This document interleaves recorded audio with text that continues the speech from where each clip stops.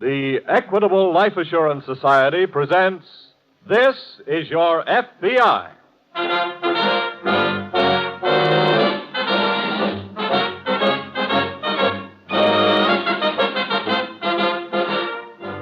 This is Your FBI, an official broadcast from the files of the Federal Bureau of Investigation, presented as a public service by the Equitable Life Assurance Society of the United States and the Equitable Society's representative in your community.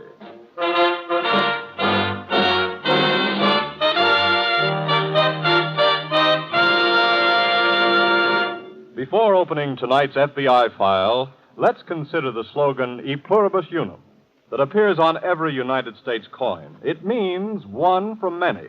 In other words, get together, stay united. A perfect example is the Equitable Life Assurance Society of the United States. In the Equitable Society, 3.25 million Americans have united for security, have pooled their dollars to give each individual member far more financial security than he could achieve by his own unaided efforts. These Equitable Society dollars are invested for the benefit of its members and to promote the industrial and financial health of the entire country, so that by serving its members, the Equitable Life Assurance Society serves America.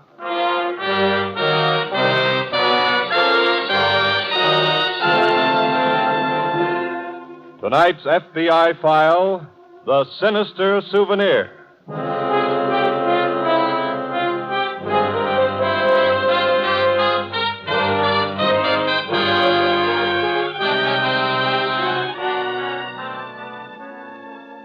To all of you men who are now wearing discharge buttons in your lapels, here is a message from your FBI. It's about those souvenirs you brought back home with you, the shooting kind. You know, that rifle or pistol or Tommy gun. Well, already scores and scores of these weapons have figured in serious crimes committed by other persons who got possession of them. A little later, we'll tell you how you can keep your war trophy from becoming an instrument of crime.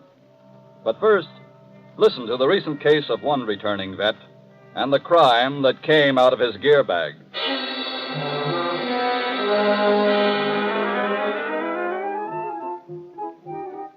Most of the fellows kissed the good old USA's terra firma the minute they got off the boat.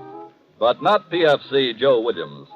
He saved his kiss until he came up out of the subway and planted it smack on Flatbush Avenue, Brooklyn. A little while later, he planted another kiss on the cheek of his sister. Gosh, Joe. Hey. It's just so wonderful you're home. You're home. Yeah, I'm home, baby. I'm so happy I don't know what to say. I feel pretty good myself. Just let me look at you again. Okay. Oh, I gotta stop this. Now, let's get organized. You sit right down over there and I'll go fix you something to Now, eat. wait a minute. Food can wait. I've got some things to show you first. You have what? Presents, souvenirs, junk like that. I've got them right here in the bag. But you must be hungry, Hey, Don. you just stay put. Here, now take a look at this. That's for you. Oh, Joe. Perfume. Yeah, that's genuine French perfume. Don't smell bad either. Here, take a sniff. Oh, that's wonderful. Good, huh? And look, here's something for Eddie. One of those fancy Heidelberg Steins. Oh, that's beautiful, Joe. By the way, where is that husband of yours? Well, he's still sleeping. I'll call him now and tell him that you're here. No. Don't bother. Here, look, take a look at the rest of this junk. All right. Souvenirs. Here, look. This here's a Nazi flag. It is? Yeah. Here's some Heine medals. Take a look at this. There's an honest-to-goodness German Luger. Oh, that's a nasty-looking thing. Yeah, that's one of the sweetest automatics there is. I took it from the owner personally. How? Well, it's a long story. Hey! Oh, there's Eddie now. He's awake. Hey, where did you put Hi, my... Eddie. Huh? Oh. Hello, Joe. I was just going to call you, Eddie, and tell you that Joe was here, but I was so excited. Isn't this a wonderful surprise? Yeah. Welcome home, kid. Well, thanks, Hey, Eddie. where did you put my brown suit? It's in the hall closet. Eddie, you talk to Joe for a minute now. I want to go out and fix something to eat. Yeah, okay. Oh, what a beautiful morning. Yeah. Well, you look good, kid. Thanks, Eddie. But when'd you get here? Oh, I just got in a few minutes ago. Yeah, well, what's all this stuff? Souvenirs, presents, junk, yeah. Oh, here's something for you, Eddie. Oh, for me? Oh, beer mug, huh? Mm-hmm. Right from Heidelberg. Oh, thanks. Hey. Hey, what's with the gun? Oh, that's a German Luger. Yeah? Mm-hmm. Hey, that's a good-looking job. Where'd you get it? I took it off a guy. Yeah. Look, you mind if I look at it? No, go ahead. Hey, this is okay. Joe. Yeah? Look, I don't want to sound ungrateful, but could I maybe work a swap with you? Oh, what do you mean? This Luger instead of the beer mug? Oh, gee. I throw in a little cash on the side. What do you want with the gun? Just for a souvenir. What do you say? I'm afraid not, Eddie. Okay, kid. Come on, let's go in and eat.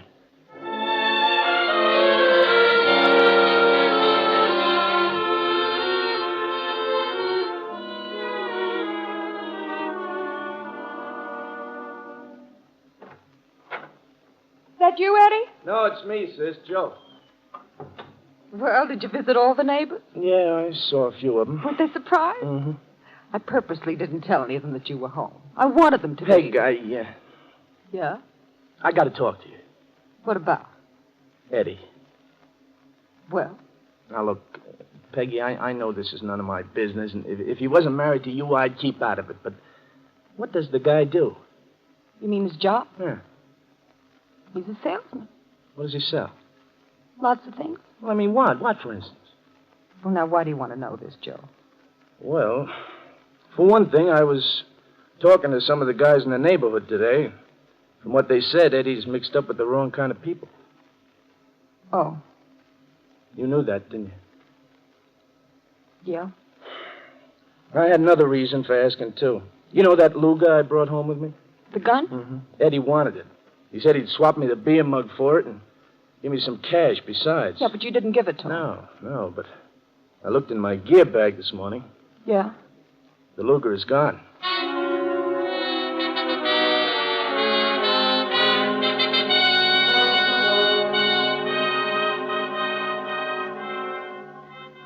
Yes, the Luger is gone. But it is no longer a war trophy, a souvenir. It has gone to a darkened warehouse on the Brooklyn waterfront. There, in the hands of Joe's brother-in-law and a companion, the Luger has now become an instrument of crime. How many more boxes? This is the last of them here. Okay, let's get them out of the truck. Look, we've been here long enough. This'll only take a couple of more minutes. Come on. Okay. Easy now. Wait a minute. Listen. Probably the watchman. Dutch, quick. Told you we should. Get up. He's coming right at us. He's going to spot us. No, he ain't. Let's blow.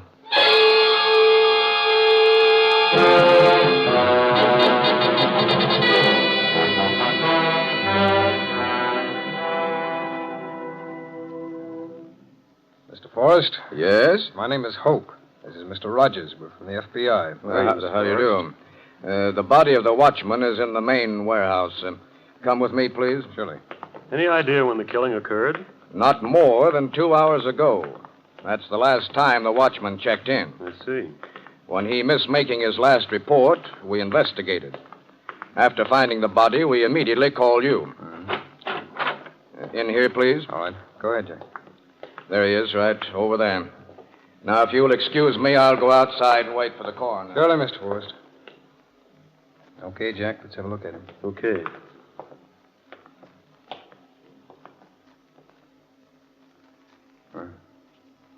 Drilled him right through the head. Yeah. Well, we better start looking for where that bullet lodged. Now, let's see. He was standing right here at the entrance of this row of narcotic packing cases. The bullet entered low on the forehead, came out high in the back of his head. Hey, look, Larry, high up on that post there. Where? Oh, looks like a fresh chip. Yeah. Come on, give me a hand with this ladder. Okay. Over here now. Yeah, that's good. All right. Now hold it steady and I'll go up. Watch it. What'd you find, Jack? What we're looking for, all right. Good. If I don't break my knife digging it out. Yeah, that's got it. Okay, come on up. What's it look like? It's not big enough for a 38. Doesn't look like a 32 either. No. Well, let's not bother guessing. Let's see what other leads we can pick up and then get over to the lab.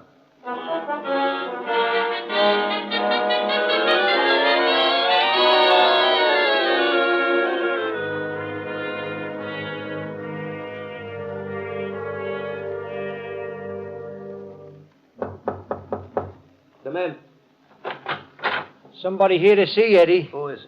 He says he's your brother-in-law. What's he doing here? Tell him I'm busy. Now, you can't be that busy, Eddie. Okay, kid, come on in. Wait outside, aren't you?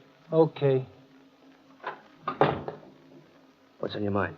Well, Peg asked me to come here to your office. She was worried when you didn't come home last night. I was working. All night? Yeah, all night. Doing what, Eddie? What's that to you? Well, it's nothing to me, but, well, Peg's my sister. Then let her ask the question. Look, Eddie, I talked to some guys in the neighborhood, and they told me some things about you that didn't sound so good. Oh, yeah? Like what? Well, that you were mixed up with the wrong kind of guys. What is this? Are you trying to pin something on me? No, I just want to find out if it's true. Of course it ain't true. Someone's trying to knife me, that's all. And there's one more thing. Well? That German Luger I brought home with me. What about it? You wanted it. That's right. I looked for it yesterday. It was gone.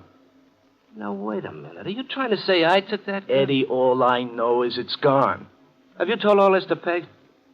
Yes. Oh, that's great. That puts me in a terrible spot. Look, could you go on home? Tell Peg I'll be home for dinner. Then the three of us can sit down and straighten this out. Okay?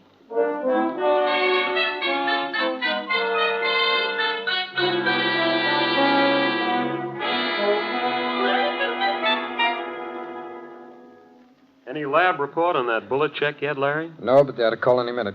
Looks like that's going to be our best clue. Why, Jack? What about those fingerprints we got off the windowsill where the thieves came in? They were the night watchmen's. Well, that's that. Targeted. Hope speaking. Oh, it's the lab. Oh. Yes. Yes, all right. Now send over the complete report, will you, please? Thanks. What's the verdict, Larry? Caliber of that bullet was 7.65. Millimeters. That's right. It was fired from a German Luger.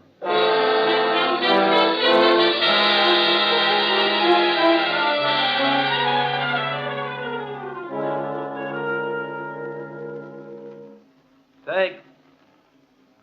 Peg. She isn't here, Eddie. Huh? Oh. Hi, kid. I say Peg went out. Well, didn't you tell her I was coming home for supper? Yeah, I told her. Where'd she go? See the doctor? Doc? What for? Well, looks like you're going to become a father. No kidding. Eddie, have you seen today's paper? Why? There's a story in it about a holdup in a government warehouse. Yeah? The watchman in the warehouse was killed. So what? Well, let me read you something. The bullet which killed the watchman was found lodged in a wooden support. The FBI laboratory positively identified it as having been fired from a German Luger. What are you telling me for? When I was in your office today, I saw some boxes, Eddie. Boxes with government stencils on them. Look, what are you driving at? I know now what happened to my Luger. Oh, look. You did that job, Eddie. You did it with my gun. You're crazy. Where's the gun? I don't know what you're talking about. Turn around. Keep away from me. Yeah, there's a bulge over your hip. I want to find Stay out. where you are. I was right. Yeah, wise guy. This is your gun pointing right at you. Let me have it, Eddie. What? I want the gun. Keep away, kid. I said I want the gun. Okay. Oh! So long, sucker.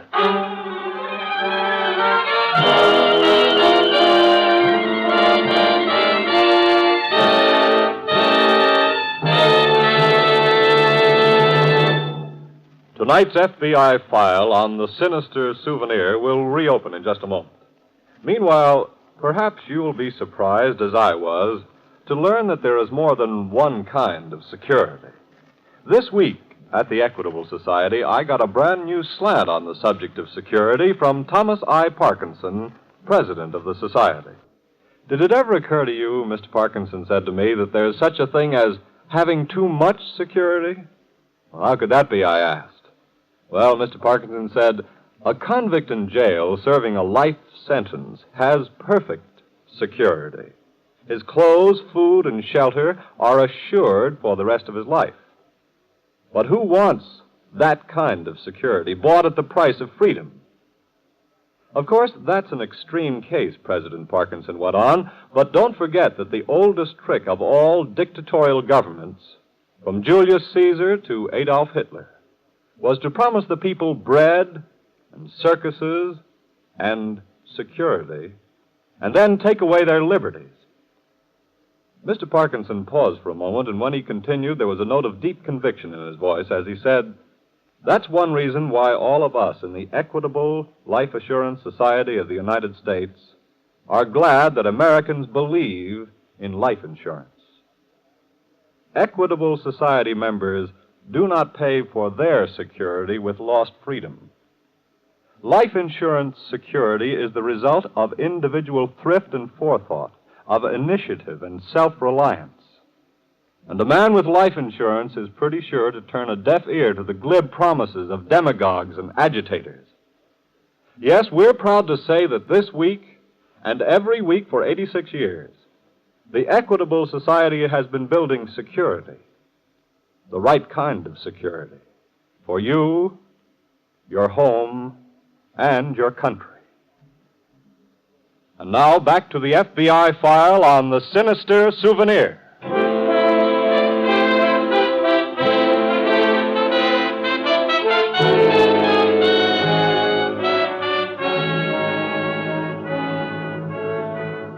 Of course, no returning veteran expects that the pistol or Tommy gun or other lethal weapon which he brings home as a war trophy shall ever become an instrument of crime. Joe Williams certainly didn't expect that to happen to his German Luger automatic. But 2 nights after he got home, one man had been murdered with it, and next day he himself was shot with it.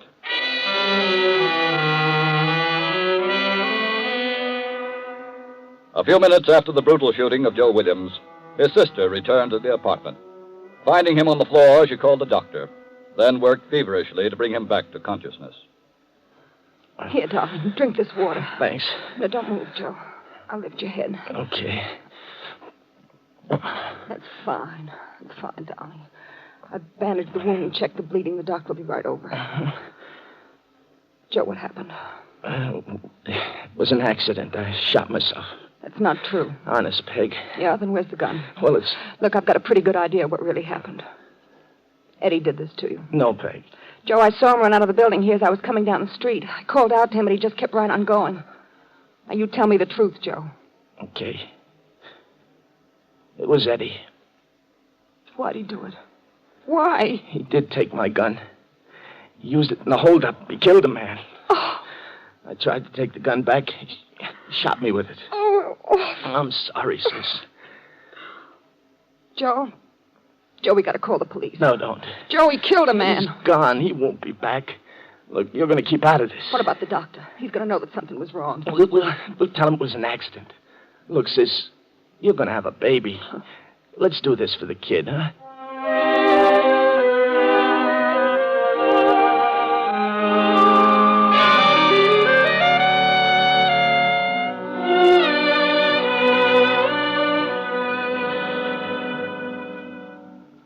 That's the right number, Jack? Yep.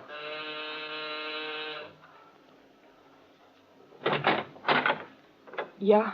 Good afternoon. We're special agents of the FBI. The FBI? Yes. We learned about your brother's accident. May we come in and talk to him? Well, yes, I guess so. Thank you. Go ahead, Jack. Right. This way, please. Thanks. Who's the company, sis? These men are, special agents of the FBI, Joe. What do you want? Well, Joe, we thought you might be interested in something we found out about the bullet that the doctor dug out of your shoulder. How did you know about it? Our doctors have to report these cases to the police, you know. That's how we got hold of the bullet. Well, what about it? Well, under our microscopes in the laboratory, it exactly matches the one that killed the night watchman last night. We'd like to see your German Luger, Joe. I haven't got it. We know you didn't kill the night watchman. Yeah, I say I haven't got the gun, see. Did your husband take it with him, Mrs. Oakland? You know. Yes. We've checked everybody in your house since we found out about the bullet. Sis didn't know the truth about Eddie. We're sure of that. You see, she wanted to spill everything right away, but I kept her from it on account of... Yes, we even know about the baby, too. What we want to know now is where is Eddie Oakland? I wish we could tell you. We need a good description of him. The police knew him, of course, but nobody has a photo of him. I can furnish that. Oh, good. Jack. Yeah. I'll stay here and get a full interview on everything. You go back to the office, get out an alarm on Oakland. I'll meet you there. Right.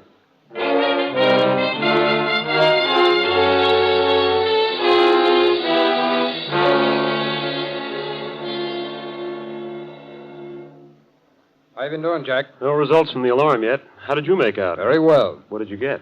Oakland's wife told me about an office he had. I went over to the place, found some of the goods stolen from the warehouse. Well. I also found a man there. I've had him booked as a suspect. Could he tell you where Oakland was? No, but he's being questioned now. I've put out an alarm on his car. No, he'll probably stay out of that. It's too hot. I'll get it. Hope speaking. Oh, hello, Howard. What? Yes, wonderful. Good work. We'll get on it pronto. Thanks. Got something? Oakland's on the Commodore, headed for Chicago. Really? At least Howard turned up a ticket seller who sold Oakland space on it. Which section? The second. Let's see, it's midnight now. Train hasn't gotten to Buffalo yet. Let's get the Buffalo office on the phone.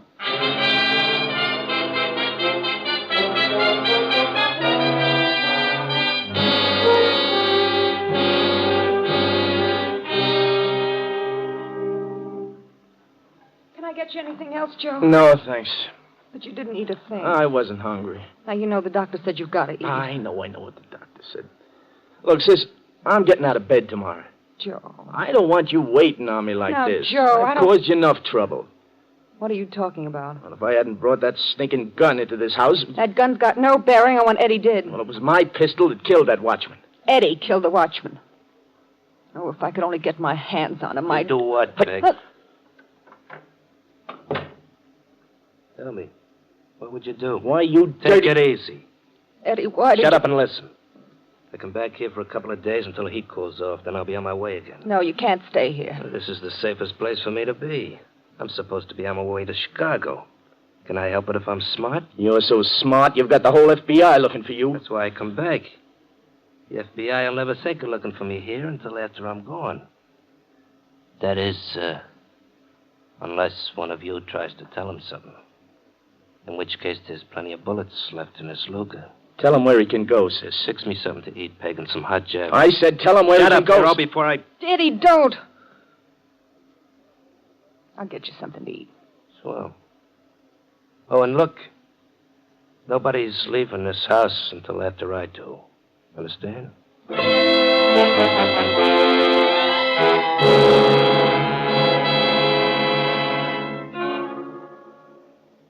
Larry, the Commodore left Buffalo 30 minutes ago. We ought to hear something. Well, maybe it was late. Maybe so, but... Hope speaking. Yes. Oh, it's Buffalo now. Good. Hello, yes. What? Uh-huh. Yeah, I see. Pull the old gag, huh? Well, thanks anyway. So long. What happened? The man riding in Oakland space wasn't Oakland. Pulled the old trick, booked space, then turned it over to a hotel porter to sell to somebody else. Oakland's trying to be foxy, huh? Well, Jack, there's another part that usually goes with that particular piece of foxiness. What do you mean? Come on. I believe I'll get to show you what I mean.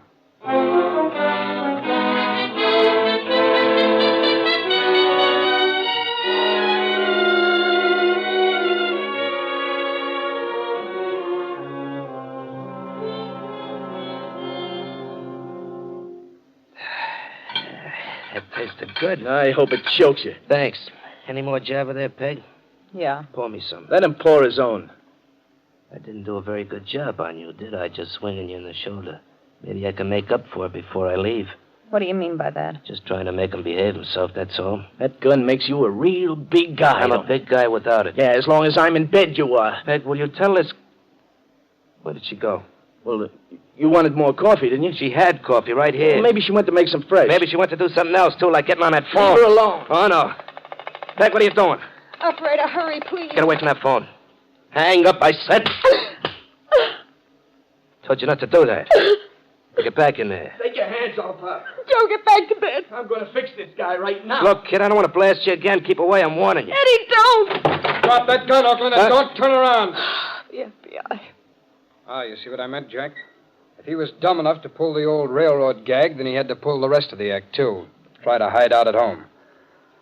All right, Oakland. Come on.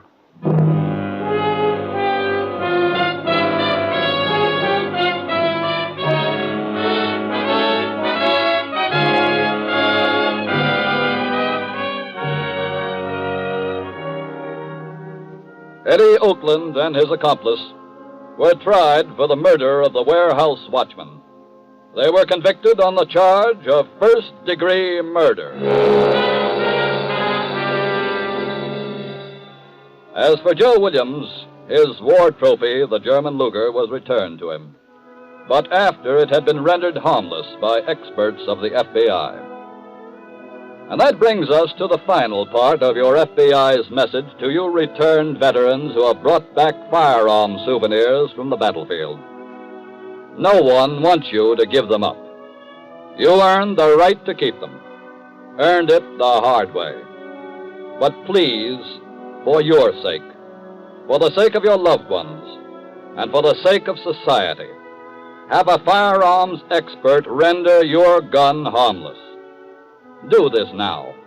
Do it now without delay, and you can be certain that your souvenir will always remain just that, and never become an instrument of a crime.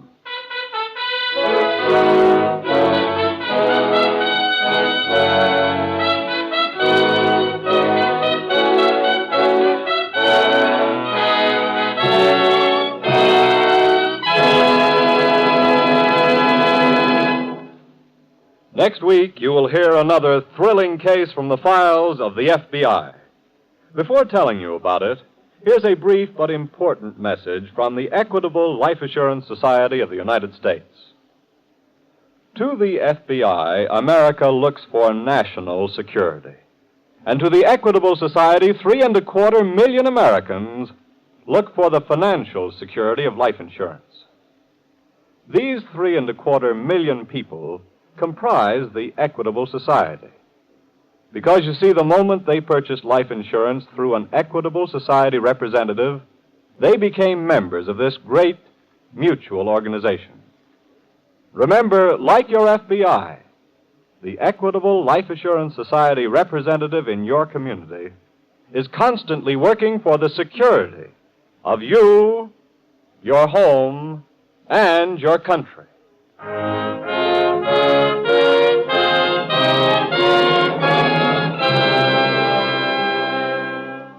Next week, we will bring you another colorful story from the files of the Federal Bureau of Investigation, The Cautious Killer.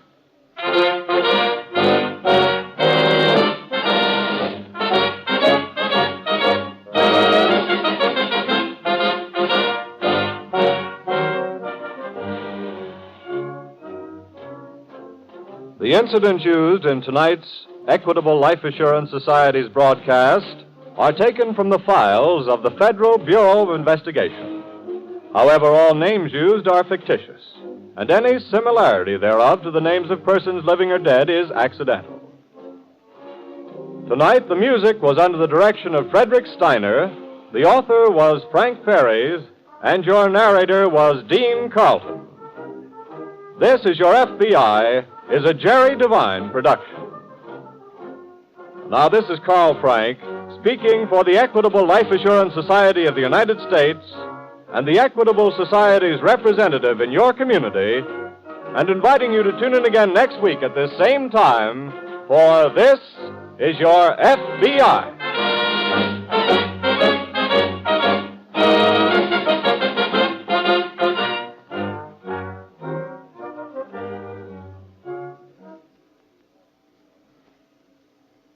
This is ABC, the American Broadcasting Company.